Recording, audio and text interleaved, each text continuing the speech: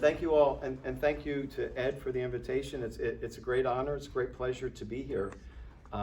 I finished my degree way back in 1991, so I think I've become a living, walking legend, or not legend, a document of church history as well. But yes, a lot of my background has been from Monsignor John Tracy Ellis. He was considered the Dean of American Catholic Historians.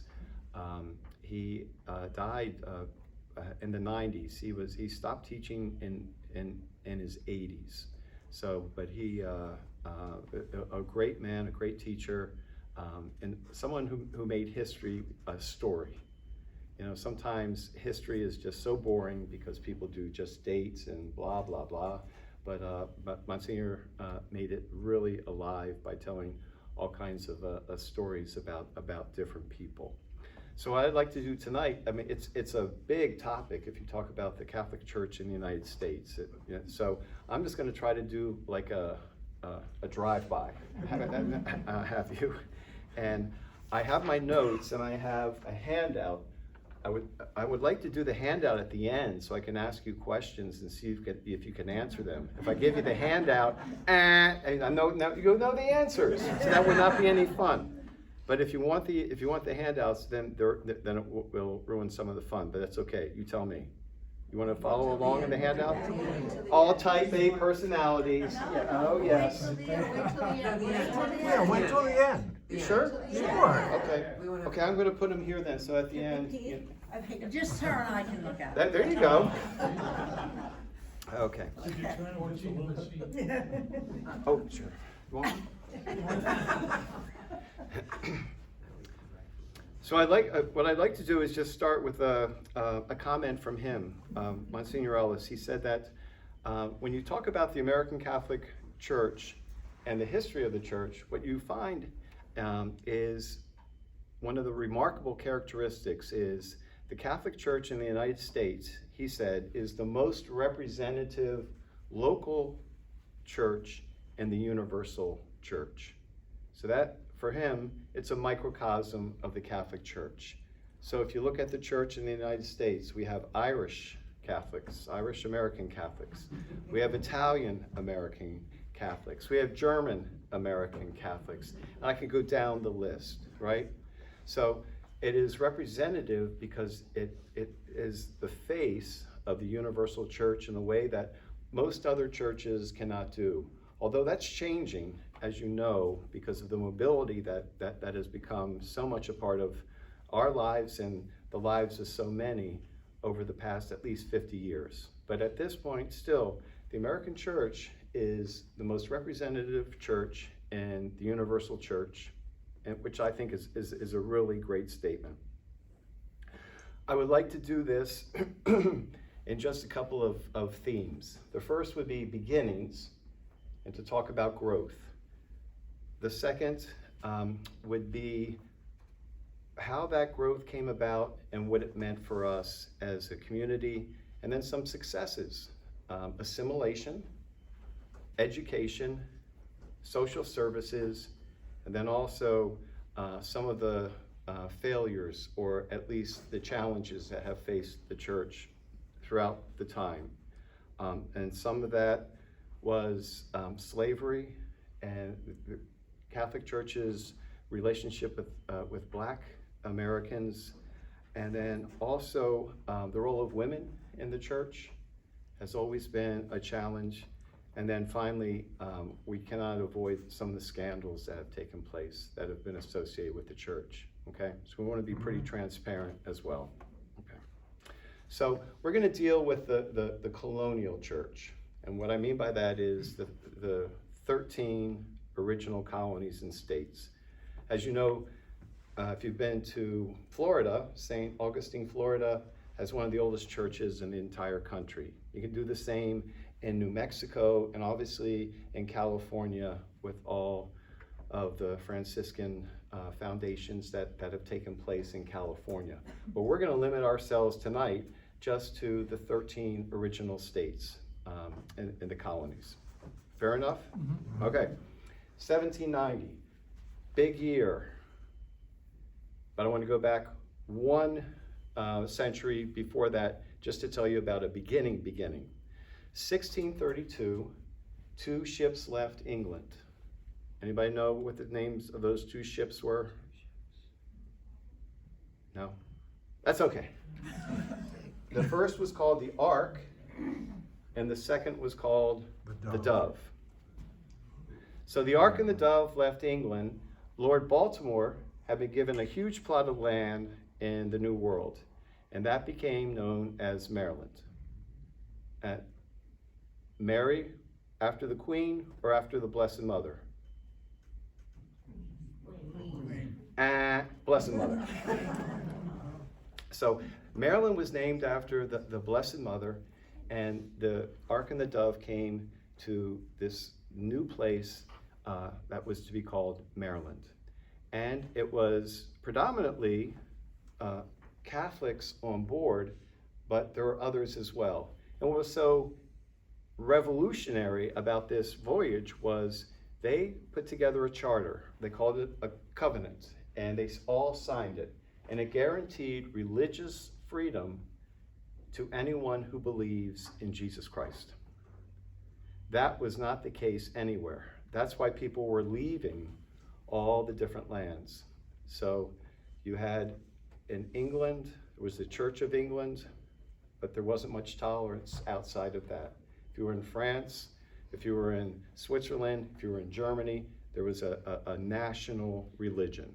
So for these voyagers to come to Maryland to have religious freedom guaranteed to them was quite a concept. It just didn't last that long. Because in all 13 colonies at different times, there were what were known as penal laws. And the penal laws prevented Catholics in particular from being able to vote, to hold office, and to worship in public. John Adams said about New England, he said, to see a Roman Catholic in New England is about as rare as to see a comet or an earthquake in New England. Just did not happen. As a matter of fact, in colonial days, the only 2 places you would find Catholics in numbers were in Maryland and also, what other state do you think? Pennsylvania, because of William Penn, right? And the Quakers and the Quaker idea of having a certain sense of welcome and hospitality. But only Pennsylvania and Maryland would you find any semblance or numbers of Catholics, okay? So you feel good about being a Catholic in Delaware? Good, because you won.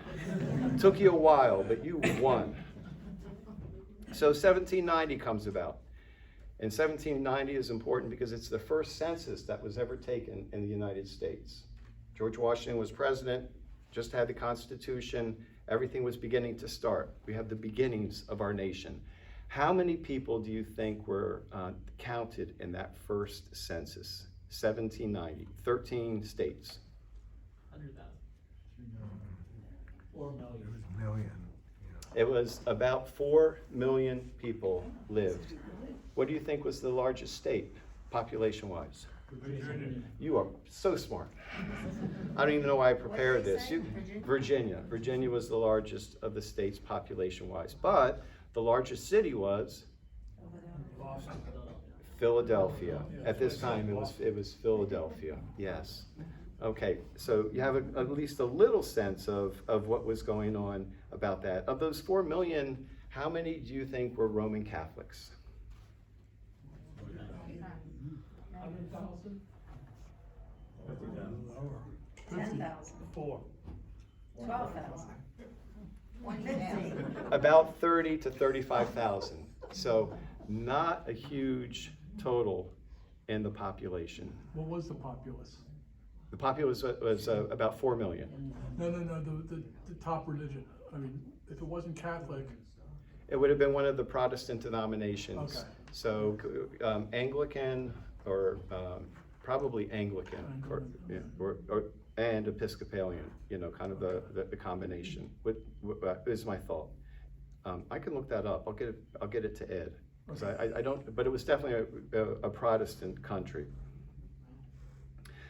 So the first diocese in the United States, and it covered the entire population of the 13 states, was in Baltimore. Baltimore. Very good. So Baltimore now, it has an honor. It's called the Primatial See. So at your next cocktail party, you can throw out that. May I have a glass of Chardonnay, please? And I would like to tell you about our Primatial See. It is in Baltimore, Maryland.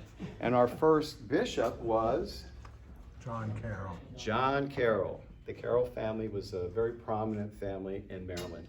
Charles Carroll, his cousin, was the only Catholic to sign the Declaration of Independence.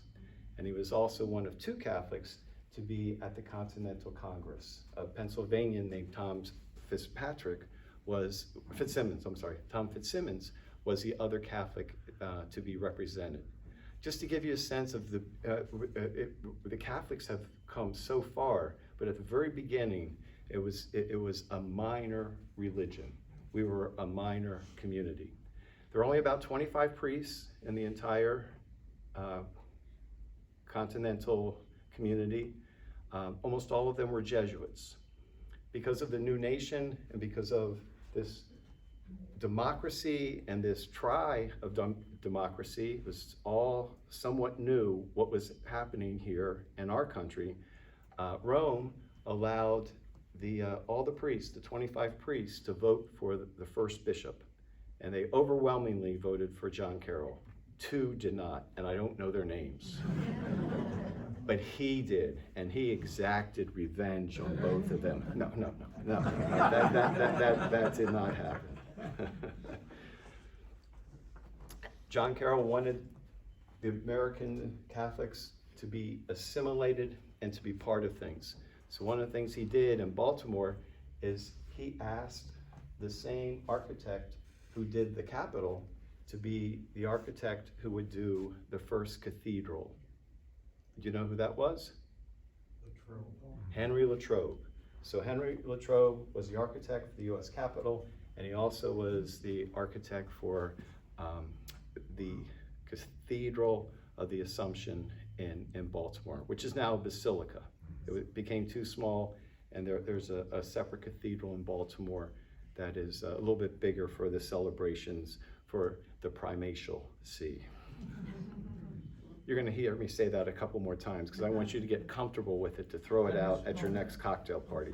You can have a glass of Cabernet if you want instead of Chardonnay, but it has to be Cabernet or Chardonnay because it goes with Primatial See, okay? I wasn't even planning on that one.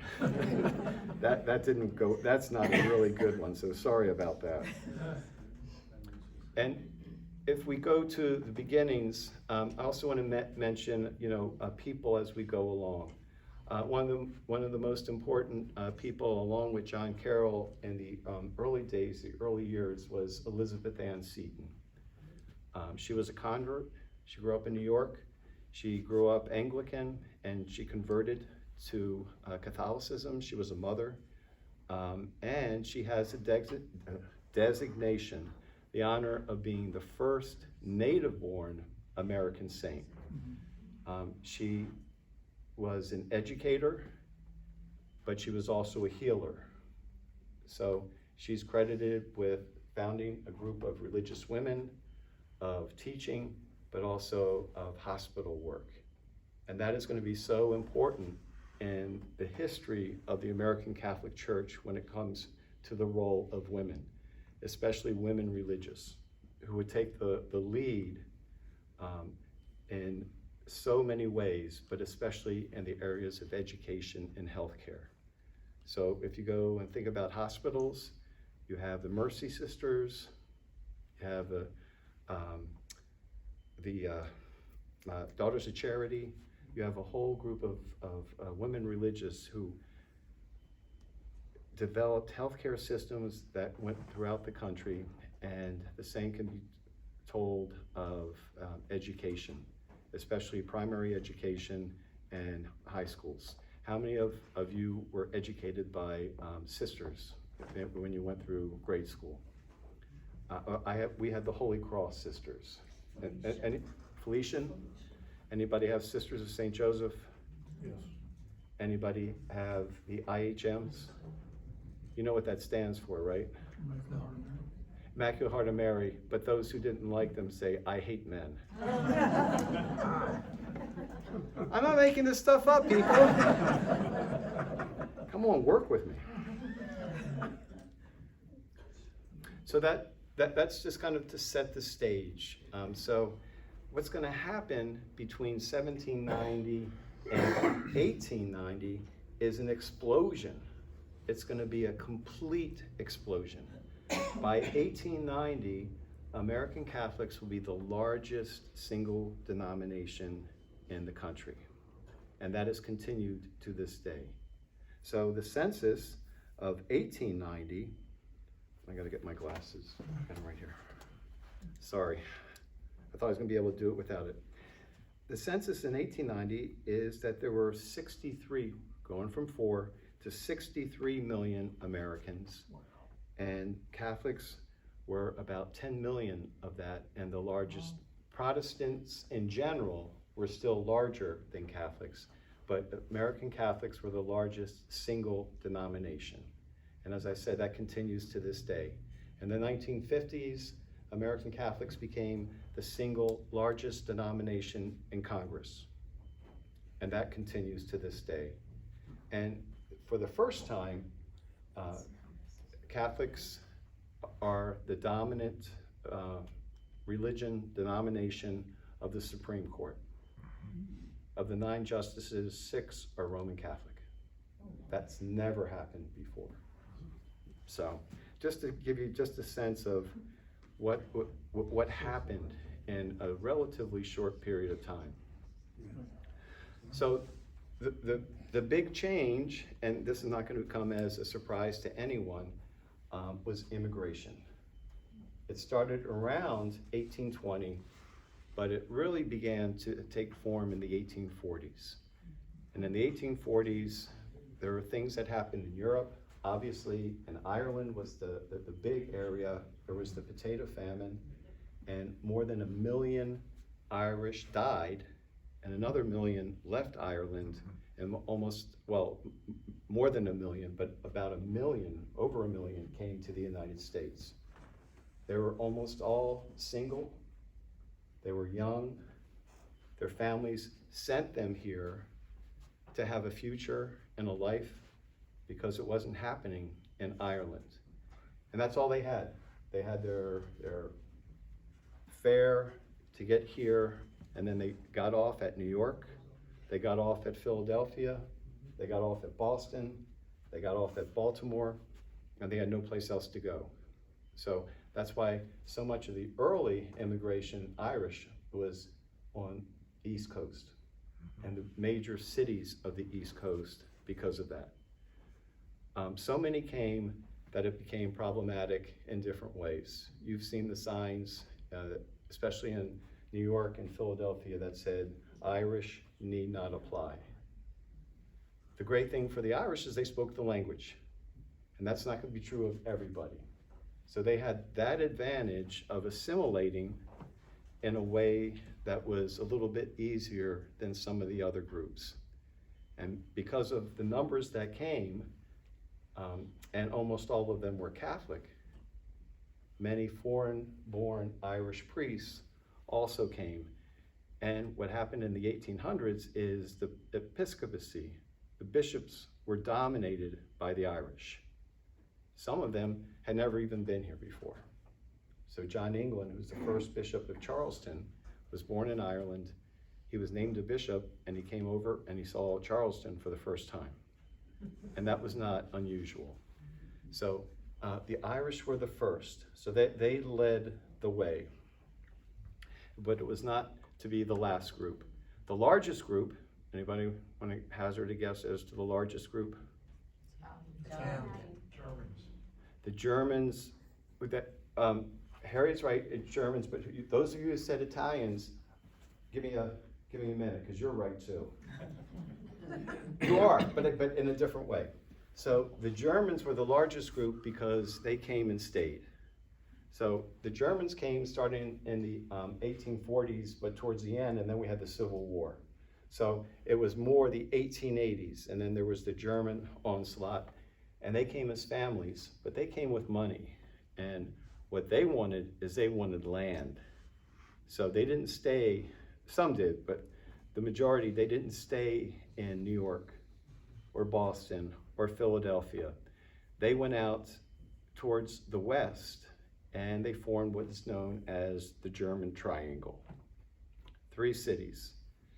And the area between those 3 cities is where many of the Germans settled and bought land and became farmers, butchers, everything else. Let's get the 3 cities. Think about beers. St. Louis, Budweiser, right? Wisconsin. So St. Louis, Michigan. Chicago. Milwaukee, right? Miller Lite. Yep. So we have Miller, we have Budweiser, and the other one you're not gonna get because it only has sweet chili. Cincinnati. Cincinnati, there you go. Not sweet, they have cinnamon. It's not, the Cincinnati chili is not as spicy as some of the others. So the German Triangle was Milwaukee, Cincinnati, and St. Louis. So all that area in there is where the Germans had a tendency to settle. And just like today, once one part of the family would come, they would send money back, and others would come and join. And just as it is today, especially in the Hispanic community and in some of the Asian communities, when somebody comes, they say, here's a good place. And then all of a sudden, then that becomes more of a center. And that started with the Irish and continued with each of the groups. Mentioned the Germans were the largest. Someone said, how about the Italians? There was a difference with the Italians. So the Italians came in great numbers. Like the Irish, a lot of times it was not families, it was single men. And the men came because they wanted to make money, but they were very Italian. They wanted to go back home and buy land back home, because you can't get pasta here as good in the United States as you can back in Italy, right? Right? I'm sorry, it's just the case, you know? So they came, but many of them went back. And that was a unique phenomenon. But as you know, many of them ended up staying, and part of that was because they started coming in the 1880s and 1890s, and they got stuck here during World War I. So by the time they made enough money, so at that point, some of them couldn't go back because of the war and all the stuff that was going on, bombing ships and all of that. So they were kind of stuck here. The Polish also were a very large group starting at that time. And then what also happened, especially in the West, if you read David McCulloch, he's got some great histories. His biography is on John Adams is one of my favorites. But he did the history of the 2 railroads to try to connect the Pacific and the Atlantic, together. And what group of people were recruited to work on the railroads, especially in the West? Chinese. The Chinese.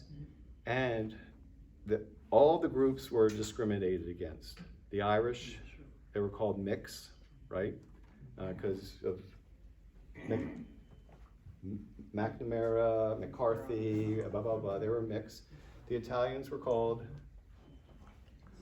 WAPs, Potatoes. without papers. So it was did not start out as a derogative, except that so many who came did not have papers.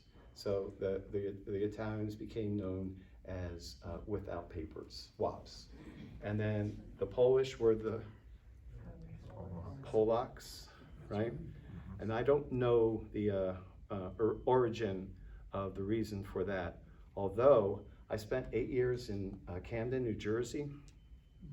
I was a pastor of the cathedral parish there, and my first day there, my first weekend, I was there, the other guy's still there, Mike McHugh, one of our guys, and we were trying to clean up the rectory. There was just too much stuff in there. And this one guy showed up, and he was a Puerto Rican guy, and he said, "Are you getting rid of that stuff?" And I said, "Yeah." He said, "Can I have it?" "Yeah." I said, "Yeah, sure." I said, where do you live?" And he said, "In Pollock Town." I think no, but it's a section of East Camden where the Polish lived many years ago, but they call it Pollock Town. In Spanish, the word for Polish is Polako for a man, or Polaka for a woman. So it's not an offensive word for Spanish-speaking people. But you when you hear it, and I hear it, it's like, oh, no, don't say that. No, the reason I say that is every group had some discrimination or some bias against them, because they were the newcomers. And it continues to this day. The newest group is the one that the ones who have been here before begin to look down on, because they have to look down on somebody, right? So it might as well be the new guys. Well, the difference with the Chinese was it became known as the Yellow Scare. It was number of Chinese immigrants who were coming, especially to the West. And in 1920, it was the first time in the nation's history that legislation was enacted to limit the number of immigrants who could come into the country. So I don't want to say it was completely because of the number of Chinese, but it was the one group that was singled out, and legislation ensued. Part of it too was just that the numbers were so big at that point that there needed to be something in the eyes of many in the United States to try to at least put some controls on who and how many were coming into the nation. In 2024, 1924. no, there was it's an informal census that for currently. In 2024, there are 335 million Americans, and 62 million identify themselves as Roman Catholics. So still the largest single denomination. There are two other denominations. Some say, and this is completely informal, some say the second largest denomination are former Catholics.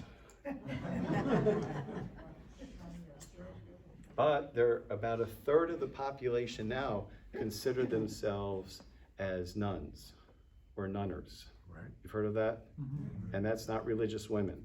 The nuns are, I don't have any, no affiliation, none, nothing. So I think just in terms of us, you here, my community in Vienna, how important it is for us to be a welcoming community. That so many people now don't see the need to be part of a faith community, and they're really missing out on it. On the way up, I was listening to NPR, and there was sorry, I got the hiccups. You didn't do that, and it wasn't the Yellow Scare either. So it was just it's just a body thing happening. But it was a Harvard sociologist, and he was bemoaning that so much of, as he's a therapist, a psychologist, a sociologist, he was bemoaning that he thinks that so much of the loneliness and the depression that is occurring in the United States is because of a lack of affiliation. A lack of affiliation in terms of just connections with people, but he said especially in faith communities that give people not just connections like this, but talk about meaning and purpose and how life is better when you have a commitment and see something deeper and more powerful than just yourself. And I thought it was really impressive to, a very secular institution, right? Harvard University, and here is a psychologist, a sociologist, talking about the importance of faith-based communities and religion and faith itself. So I thought that was really impressive. So one of part of oh sure. Clarify something. You said the Catholic population in the latest census was like 62 million. Did you use that same number for 1890? Times two. No, that was the population of the nation, Was 62 and million? about 10 million were Catholics. I knew that. But that just, and same thing with the population of the earth.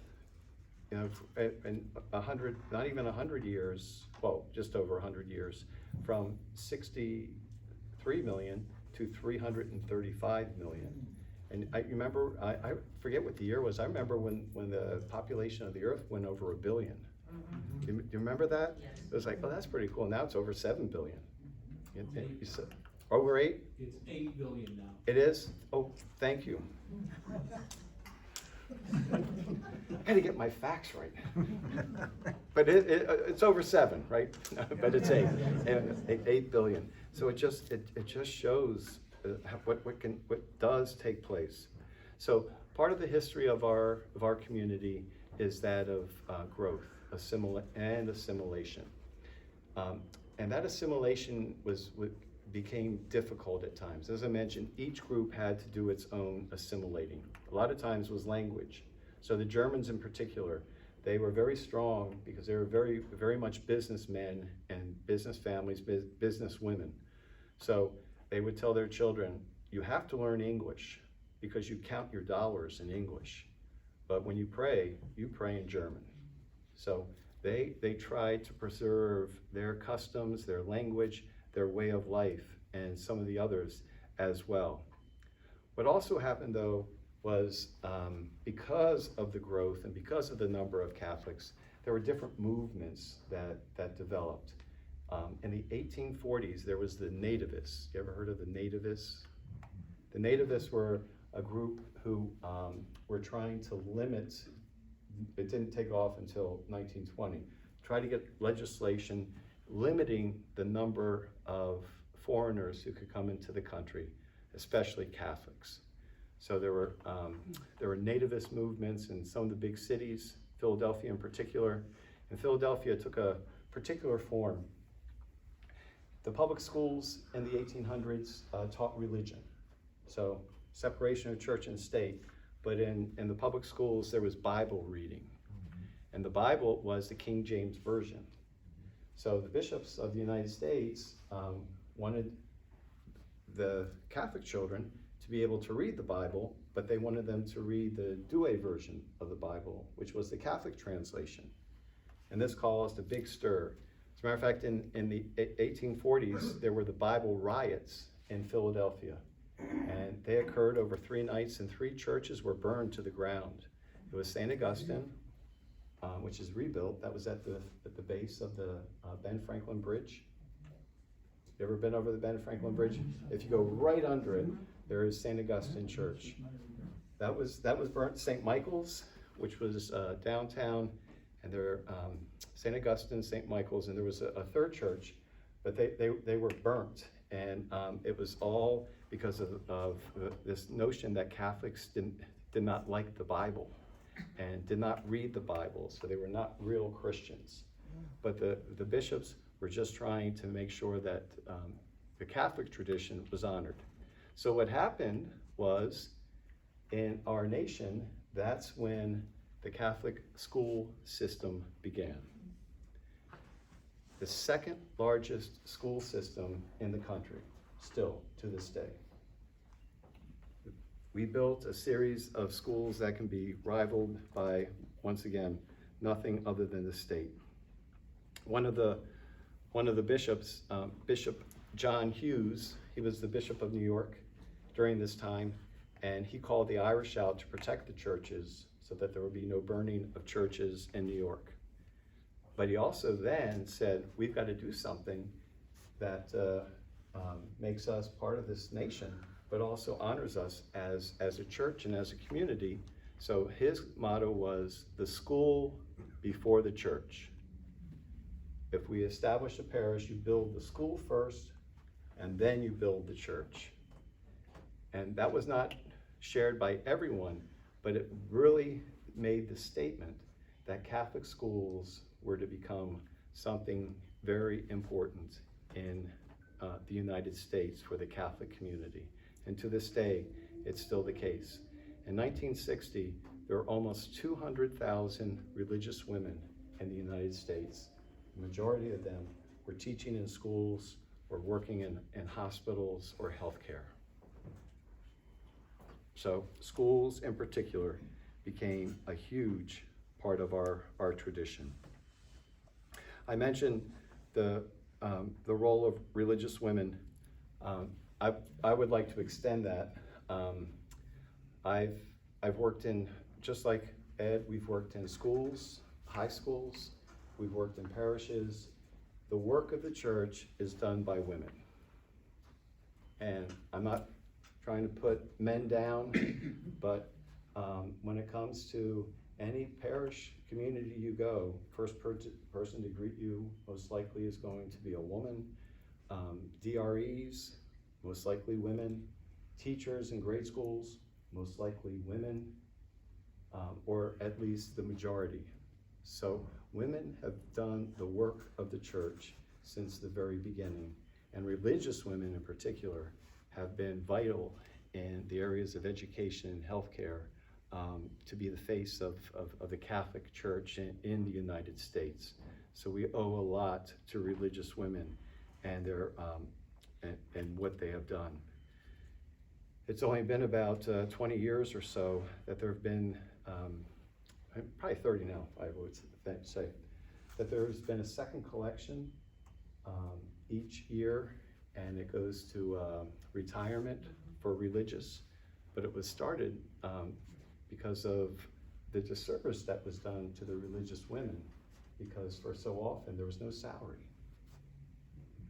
There was only what the parish would provide them in terms of living arrangements and whatever they, food, clothing, whatever. So it's been an attempt to try to correct what was an injustice, because it's really hard to have retirement if you don't get a salary, right?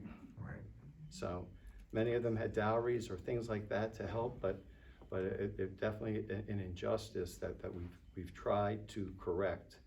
But many of the women religious now are living on Medicaid.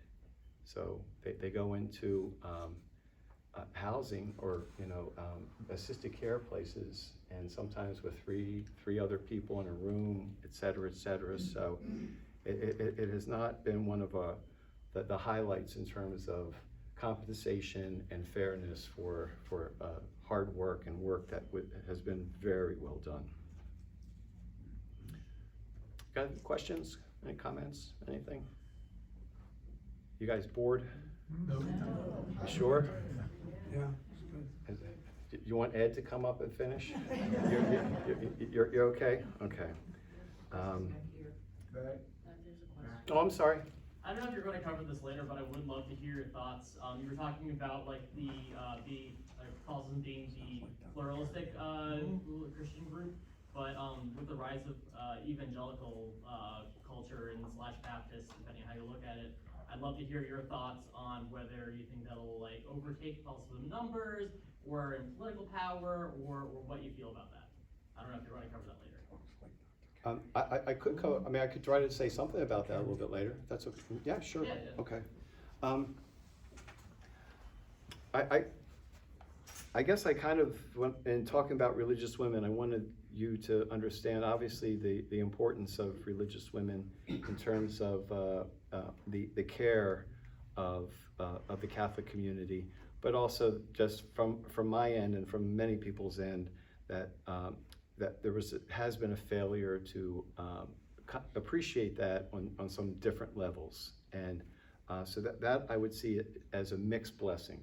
The blessing that the women have been, and maybe not so much that they were as blessed as they could have been in terms of our care for them.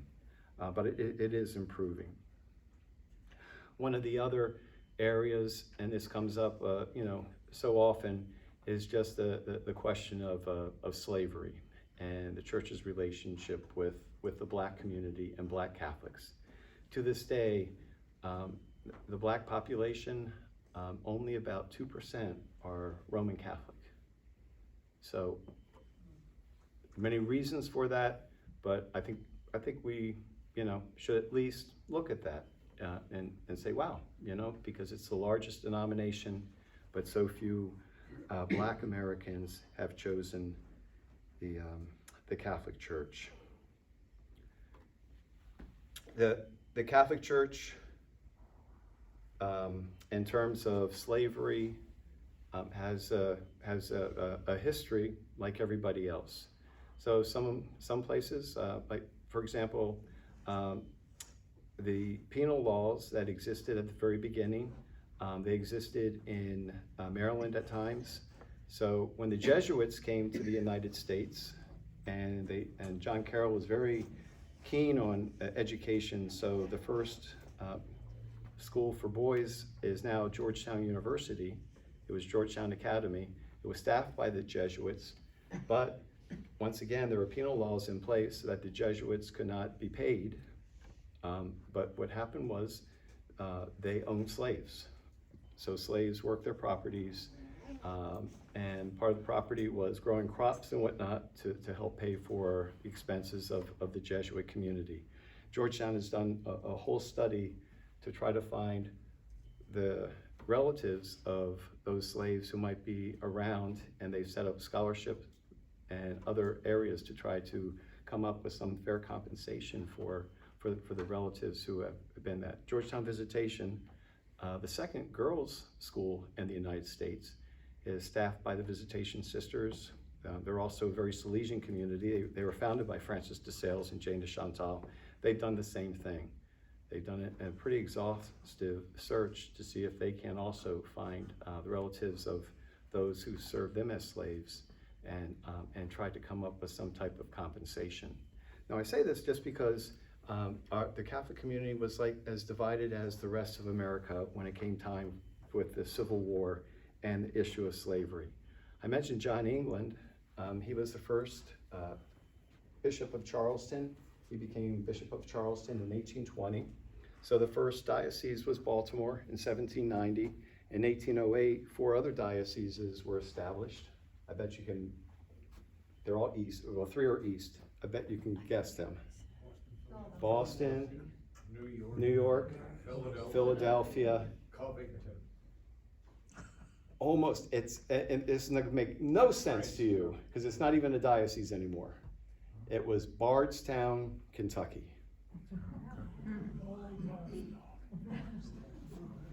I kid you not. No, but the Spaldings were a very big family, and they and many others moved to Kentucky. So it became a big Catholic population in Kentucky, I mean, relatively speaking, in 1808. And they decided that would be another spot, since it would not be just the East Coast. So Bardstown, is now still has what the original cathedral is still there, but it's not a cathedral anymore. It's a basilica, and it was sucked into Louisville. So bye Bardstown. Thanks for your efforts in 1808. So 1808, and then 1820 was Charleston and Richmond. Richmond became a diocese in 1820. I mentioned John England was named the first bishop of Charleston. He was a go-getter. He got over to the United States, never been here. He basically was North and South Carolina. He did a complete tour, took a whole year to visit any of the communities that were in those 2 states. And then he put together a plan to figure out what to do. He started the first Catholic newspaper. It was called the United States Catholic Miscellany. And he accepted different writings from people from all across the United States and put them into this miscellany that was published and sent out to Catholics all across the country. He also wanted to assimilate into his new area. So he was pro-slavery. There were ads for the slave sale of slaves in Charleston. the day that they were going to take place, and who was up for sale. At the start of the Civil War, he blessed the guns and the Confederate soldiers to go out and to fight. And that was not unusual. It was very sectional. The Southern bishops were by and large pro-South. The Northern bishops were by and large pro-North, and some of them were very much abolitionists, including the Purcell brothers in Cincinnati, and also in Kentucky, who wrote very much about the evils of slavery. So it was a very divided community. Now I say that because at the end of the war, now they had all these freed slaves and what to do with them. The Archbishop of Baltimore, his name was Martin Spalding, he wanted to establish something to try to care for the newly freed slaves. So he wanted to name us to have a bishop, and the bishop's role would be to go out and to make sure that there were services being done in all the different places and all the different dioceses, especially in the South. It didn't go over. The Northern bishops said, nope, it's a regional problem. The Northern problem are the immigrants. We have enough to do to care for all of these people who have shown up at our shores, and now they're part of our churches, and we have to build churches, we have to educate, we have to take care of our own. The South needs to take care of their own. So it remained an issue. And the reason I mention that is because it was not until 1958 that the bishops of the United States together issued a statement against the evil of racism and the conditions of the Black community in the United States, especially the Catholic community. Monsignor John Tracy Ellis calls the American Catholic relationship with the Black community in the U.S., he calls it the saddest chapter of our history. So I'm going to leave it at that. You may agree, may not agree, but it's not a big or a pretty story. I do think some of the areas that we still need to look at, I think we need to look at the role of women. Obviously, there are certain church teachings that exist right now that might limit some of the positions that women have or may have within the church. Pope Francis has been very, very vocal in saying, well, at this point, ordained ministry is not a discussion topic, but authority certainly can be. And what he means by that is he has named women to different curial positions, leading curial positions, to make sure that the voice of women is heard, and power positions within the church. And he's continued to do that, and to make sure that we honor the voice and the gifts and the talents of all, but especially women, since ministry has been associated also with authority. So priesthood also equals authority within the church. He's trying to separate that to some degree so that it becomes a better footing to hear the voices of all. Does that make sense? Mm-hmm. I don't think we can talk about the American Catholic Church without scandals. Yeah, so I think we have all been rocked by the news. I just wish there would be a national effort just to do one showing of what has happened in every diocese, just to get it out there and just rip a wound wide open, and instead of having it ripped open in Delaware, and now in New Jersey, and now in Baltimore. It's just not healthy, you know. I know a lot of it is money based, but so many of the people who are being talked about. It happened 70 years ago, 60 years ago, 50 years ago. So many are dead. How do you defend somebody, yourself against somebody who's died? But it doesn't change the fact that a priest should not have acted in such a way, and at times bishops being less than transparent and not protecting our youth and our children. So it is not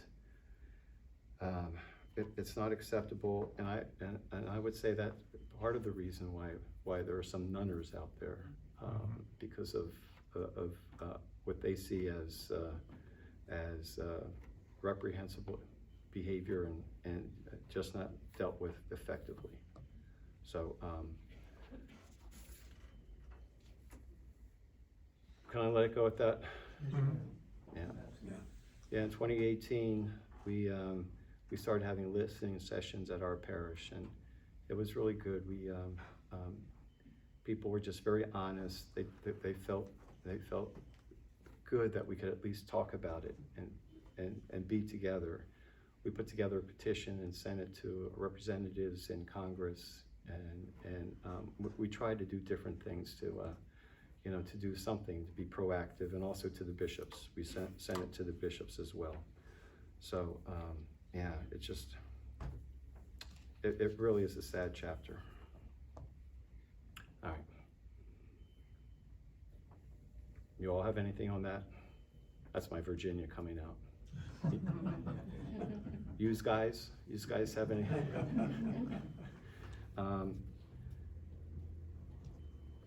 The one, that's kind of a somber one, but I like the promises that Jesus has in the gospel.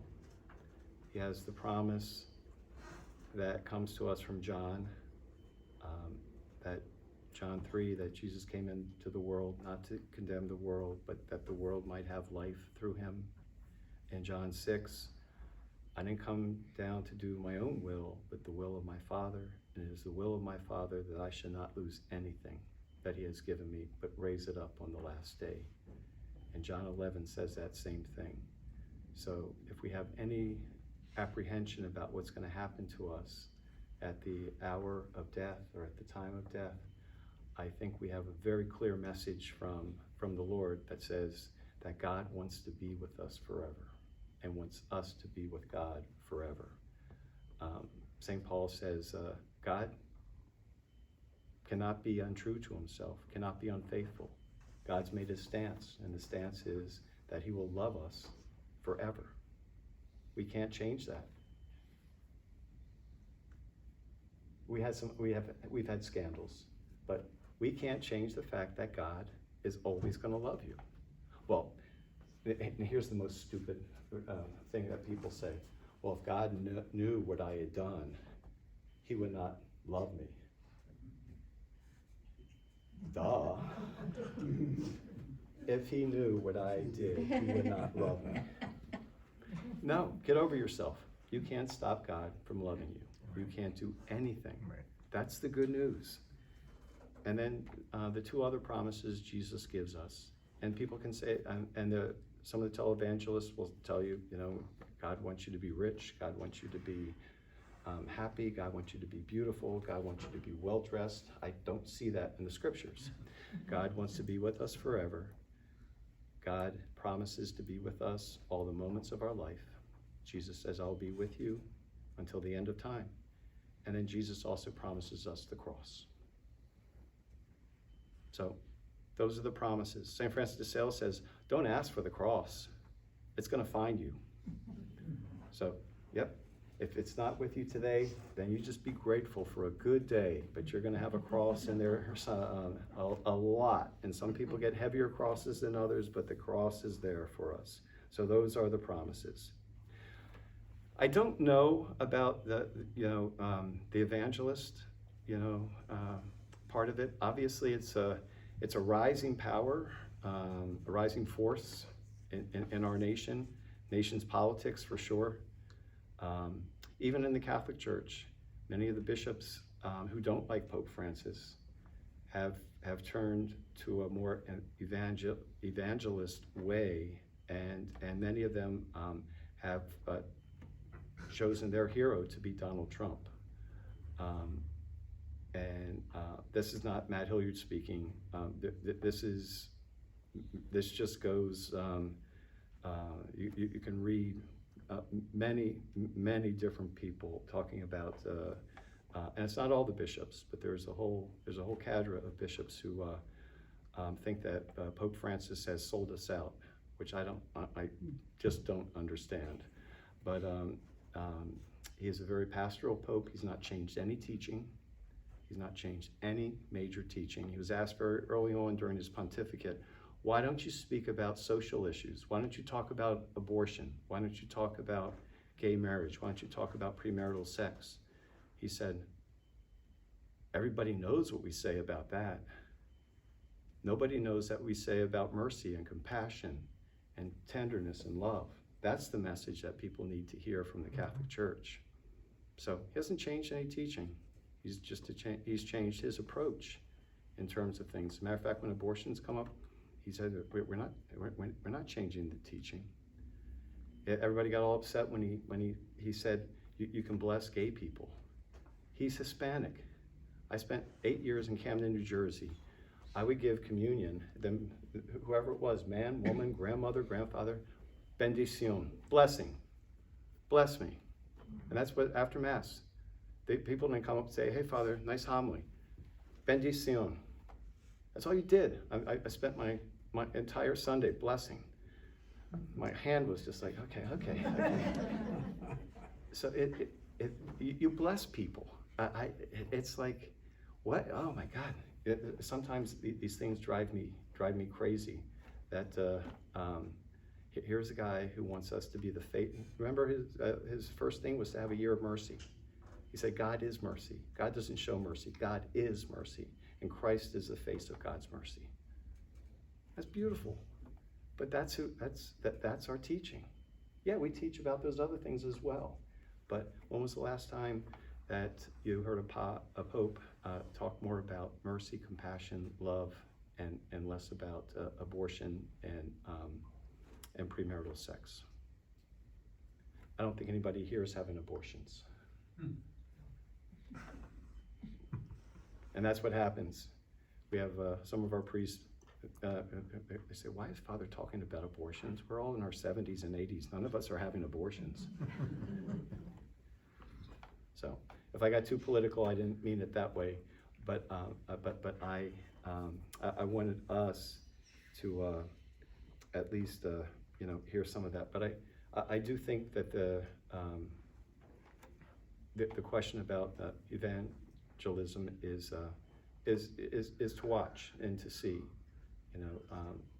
There's a certain there's a church in my area called McLean Bible Church, and it's very popular among young people, especially among teenagers, because the service is geared towards them. So people say, well, why don't we do that? I mean, the Mass is our highest form of prayer. And we certainly can have songs that might, do things with that, but we can't change our service, at least our main service, our Mass, to make it, glitzy and whatnot. Certainly can be upbeat and hopefully powerful, and the messages of homilies can do that. But I think there's a certain freedom in the Protestant religions to be able to do certain things that, with service, that we don't always have that same freedom to be able to do. And in terms of politics, once again, I don't know where it's going to go, but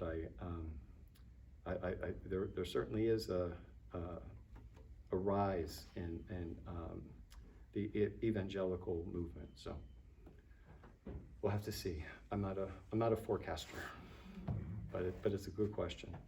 Okay, I went off a little bit there at the end, so sorry about that. But any questions about the American Catholic Church, its history? I actually had a question about the Dorothy Day and the unions movement around there. You didn't really touch on it too much, but I'm curious about how why that died out, because you really don't hear much about like labor rights in the church right now. Or at least I don't. Yeah, Dorothy Day, obviously a powerful figure. Her cause has been started by Cardinal Dolan in New York. She was founder of the Catholic Worker Movement. It was a pacifist movement during World War II, but also a back to earth movement of farming and whatnot. The Catholic Worker Movement really had a lot of support, especially during wartime. The labor movement was supported by bishops and by priests within the Catholic Church. I think part of that has died down, especially in states like mine. Virginia is a right-to-work state, and there are a number of states now that are more right-to-work states.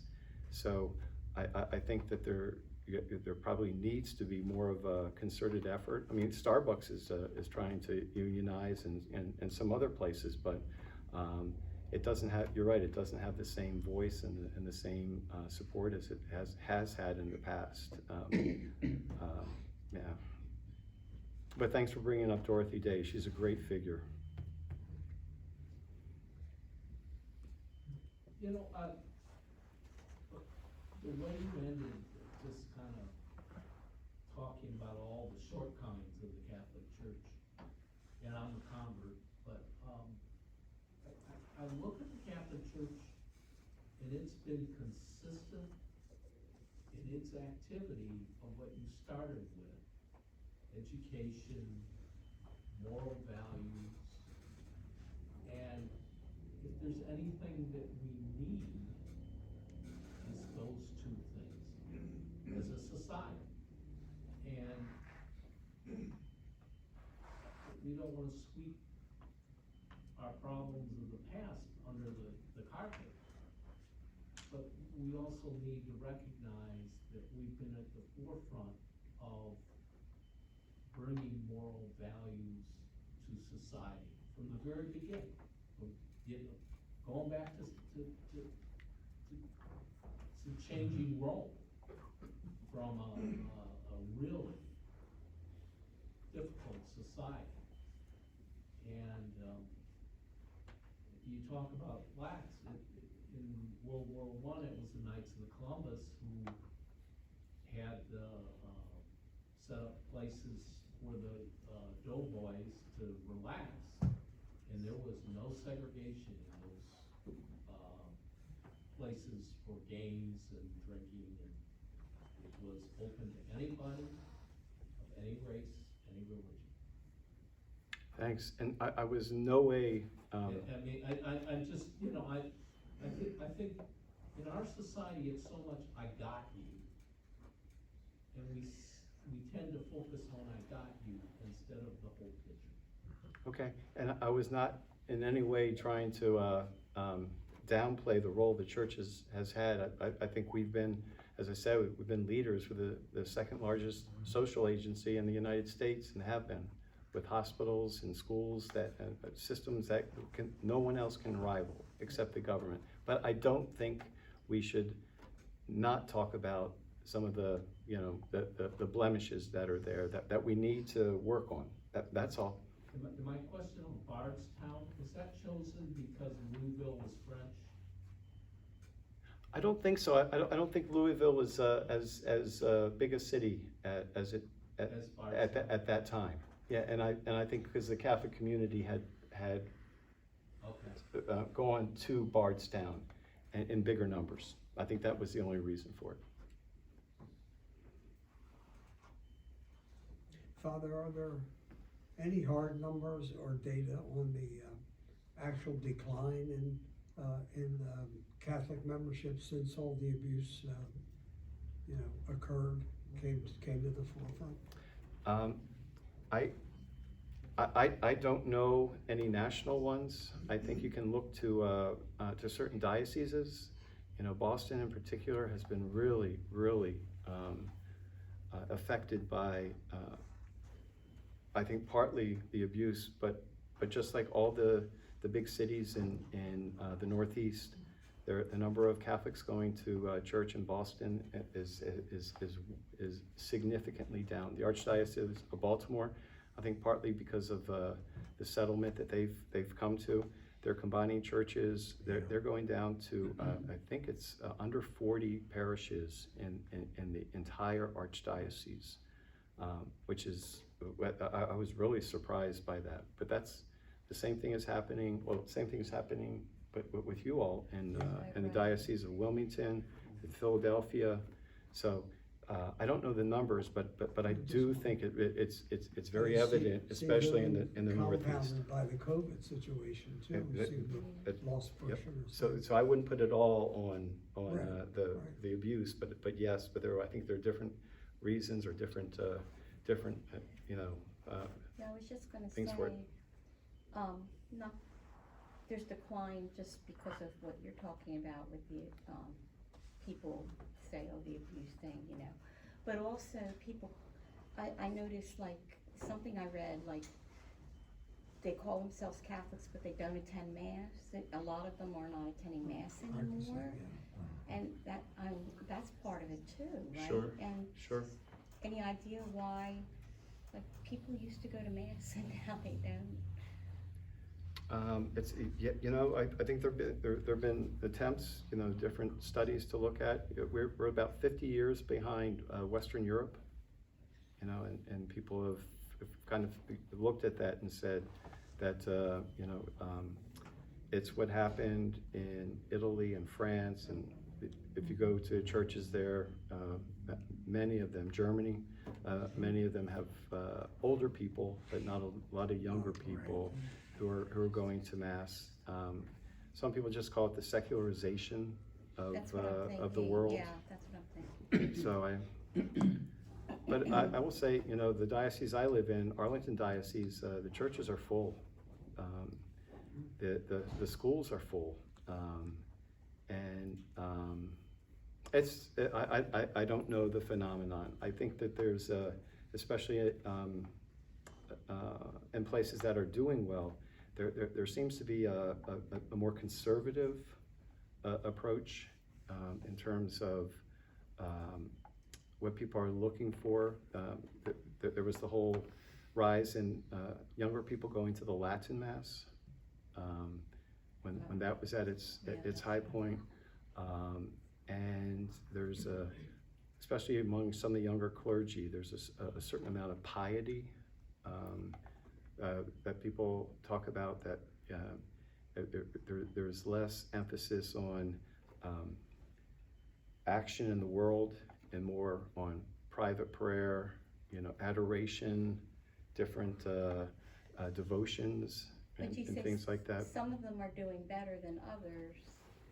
Maybe some of the others need to look at what they're doing right, because It could be.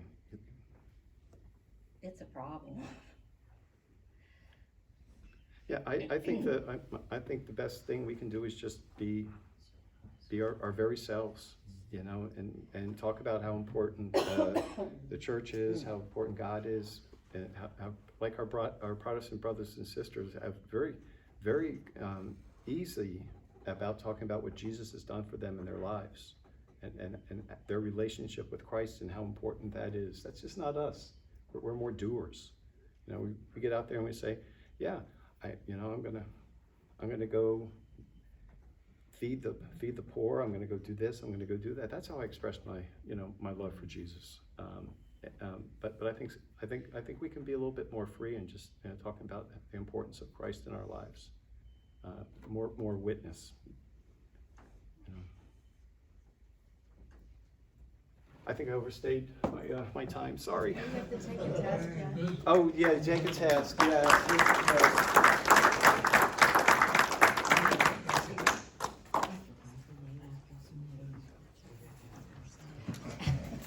Thank you. Most of it is there. I knew it began with an M. Jen? Jen. Yes.